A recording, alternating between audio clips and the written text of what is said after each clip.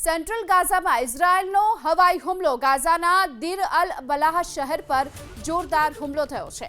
વિસ્થાપિતોની શિબિર પાસે જ મિસાઇલથી આ હુમલો કરવામાં આવ્યો છે અને આ મિસાઇલ હુમલામાં એક વ્યક્તિનું મોત નીપજ્યું છે જ્યારે કે અનેક લોકો ઘાયલ થયા છે।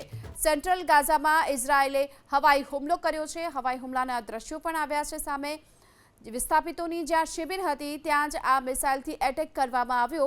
આ હુમલાની ઘટનામાં એક વ્યક્તિનું મોત નીપજ્યું છે જ્યારે અનેક લોકો ઘાયલ પણ થયા। તો આ તરફ ઈરાનમાં ઇઝરાયલે તબાહી મચાવી છે। ઇસ્ફાન સહિત અનેક શહેરોમાં હુમલો થયો। સેન્ટ્રલ ઈરાનમાં પણ મિસાઇલ છોડવામાં આવી।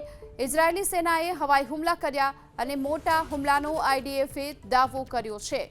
ફરી એક વખત ઈરાનમાં તબાહી મચેલી જોવા મળી રહી છે કારણ કે ઇઝરાયલ તરફથી સતત હાલ કરવામાં આવી રહ્યા છે હુમલાઓ। મિસાઇલ પણ છોડવામાં આવી છે ત્યારે સેન્ટ્રલ ઈરાનને આ વખતે નિશાન બનાવી એક બાદ એક હુમલા શરૂ કરાયા। ઇસ્ફાન સહિતના અનેક શહેરોમાં આ પ્રકારે હુમલાઓ થયા છે।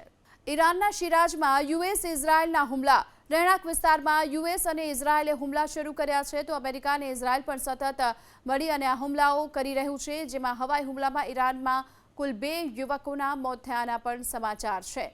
તો ઈરાનના શિરાજમાં પણ સતત હુમલાની ઘટના બની રહી છે અને અહીં મિસાઇલ ડ્રોનથી એટેક કરવામાં આવ્યું। આ હુમલાની ઘટનામાં કુલ 2 વ્યક્તિના મોતના પણ સમાચાર છે।